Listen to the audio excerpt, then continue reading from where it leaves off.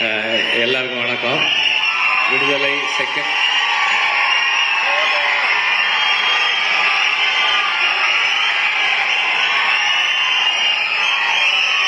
Okay. எல்லாருக்கும் வணக்கம். இன்னைக்கு விடுதலை செகண்ட் பார்ட்டுடைய ஆடியோ லான்ச். இந்த இது வந்து